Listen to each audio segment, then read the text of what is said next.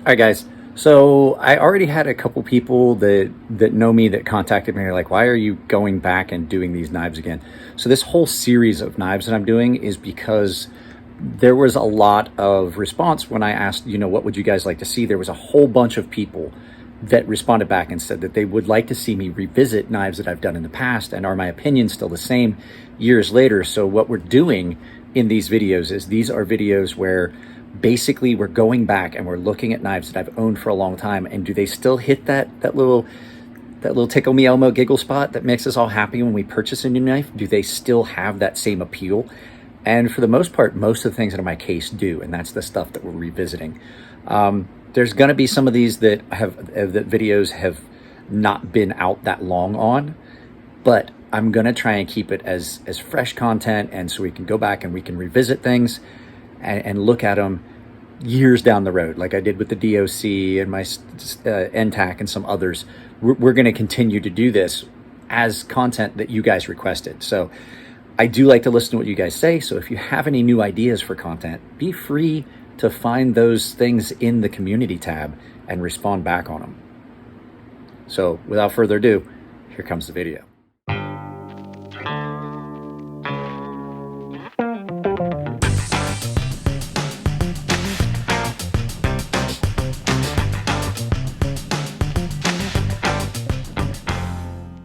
Hi guys, from the title, you're already gonna know that we are revisiting my Ferrum Forge spinner. Now, this one is not a standard model, it's a maker's choice. So I just wanted to get that out of the way. And I figured since we're going back to an old school knife that has been around for a while, we go back to old school and do it outside. Actually, that's not the reason. My daughter's inside stretching and I just didn't want it to be loud. So guys, if you're wearing headphones, stand by, because here comes the music.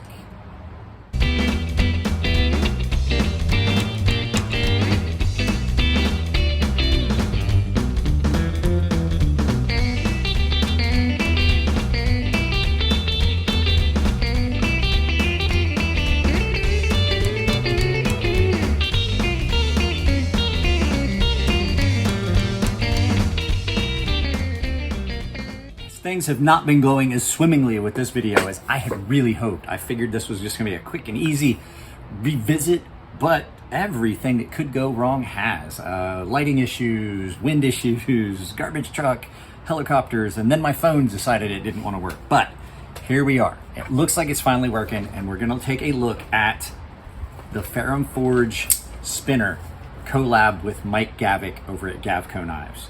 So without any further ado, we're gonna get this turned around and we're gonna take a look at it from above, and we'll look at some specs and some weights and some comparisons. So I honestly think I like the light out here a little bit better than in the kitchen, which the kitchen is pretty easy to control the light. So what are we looking at? We are looking at my maker's choice Ferrum Forge spinner. Now this was a 2017 collaboration between the boys at Ferrum Forge and Mike Gavko over at Gavko Knives. So you know it's thin because you know how Mike likes thin blades.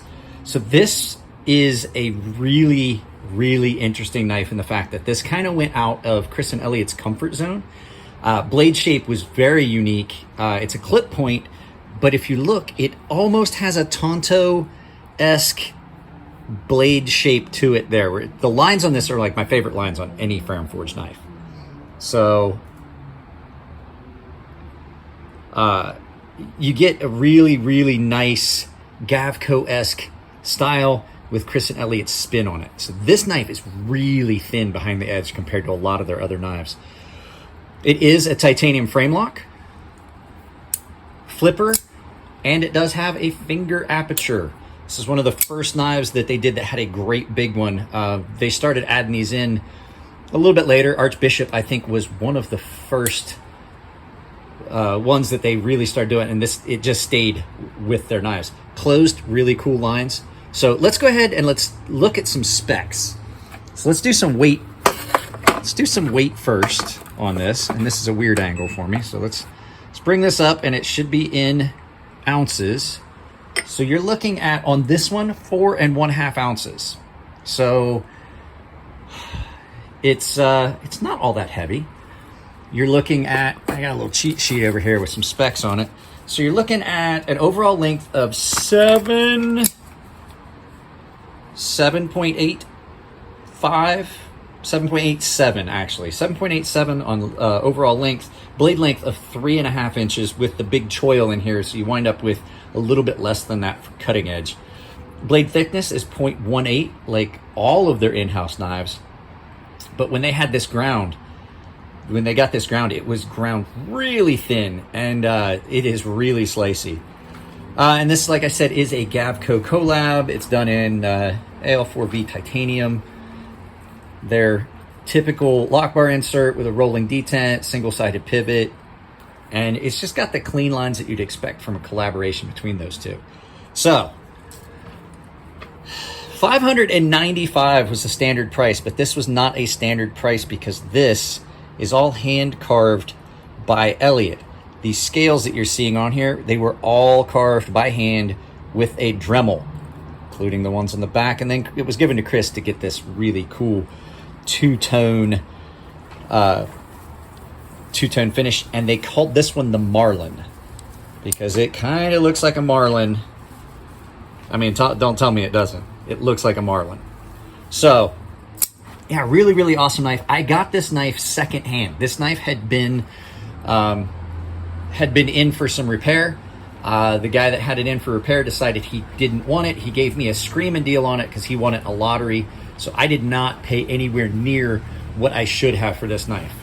We're not going to get in what I paid for it, but I did not even pay retail price. I didn't even pay the $5.95 on this. This is one of my favorite knives in my collection, and it is super smooth. Super, super smooth. The action on it's great. The only point of contention I got is I'm not a fan of the pocket clip. It does stand up really proud, but I mean, when you really look at it, this is another one of those knives where I can overlook the discomfort in that, really, because one, it falls far enough down to my hand that it's not like sticking right into the meaty part of my hand because it is a larger knife, especially when you get up in forward choil. And two, just look at the aesthetics. This is one of those ones that I can overlook some of the things that might be out of the realm of what I usually like just because it is gorgeous. And like I said, this is my favorite blade shape of any of the knives that the boys have made over at Farron Forge. And I think it has a lot to do with the lines on it. It has a really futuristic, really, really cool aesthetic to it with the great big finger aperture, the real sleek, sharp lines of that blade and everything. And it, I'm not gonna lie to you guys, this thing gets nightmarishly sharp. So yeah, just revisiting that a little bit. It's a little bit of fun. These are knives. I'm revisiting knives that I've carried for, well, let's finish this up looking at the other one. Like I said, these revisitings are fun because there's not a lot of guys out there that are revisiting knives that they've carried for a long time. So this was back in 2017. And I got this, probably about 6 months after they finished the run. And this is, the other cool thing about this is the first run of their knives where I was hanging out in the shop basically from the time they started until the time they finished. When I really started hanging out in the shop, they were finishing up the run of the Archbishops, and most of them were already done and off to vendors. This knife, I was there to watch the entire process. I saw parts come in, I saw the QA, I saw parts go out for milling, I saw blades come in and then go out for grinding, and then the entire assembly process, which a lot of people think that, oh, well, they got all their parts and they were water jet. It's just, all they have to do is slap them together. No, there's a lot of actual work that still goes into that. These chamfers that you see on a Farron Forge knife, when they come back, most of these chamfers have been hand done. Chris has really gotten good at doing chamfers. But yeah, it was the first run that I was there from start to finish, and it was really cool. And I could not afford to buy one at the time. And then I had one pop up. Like, I couldn't afford even like $5.99, $5.95, basically $600. I couldn't afford it. And then it came in for repair, and then the guy sold it to me while it was in for repair. So basically, I got a brand new knife out of it pretty much because they replaced a lot of, but this one had a cracked lock bar. And so they put a whole new lock scale on it for me. Well, for him, and then I basically had bought it from him. So yeah, great knife. If you get a chance to get one in hand, they're amazing. Some people say that they're a little uncomfortable because of the curvature. I don't mind it. It's not as bad as some of the Kaisers that I've seen that are really curved, or a couple of the cold steels that have got that really strong curvature that feel awkward. This does not feel awkward. It has a nice of a swell here, and especially when you can get up forward. You can do, this gets used a lot, it really does. The blade's been refinished on this probably 4 times. So, and then, like I said, the thin profile on it, on this knife, works so well because it's just so slicey. But yeah, I'll get a picture up, I'll put it up as a thumbnail. I just want to do some of these videos where I'm revisiting knives that I've already seen. And if you guys notice, you're seeing that I'm wearing, like, geez, Mike's videos, he's wearing the same clothes all the time. A lot of times I'll shoot 2, sometimes 3 videos in a day. And then I poured all that stuff to my computer, and it's just a matter of the editing is what takes the longest. With the exception of that, I do a lot of refilming of things.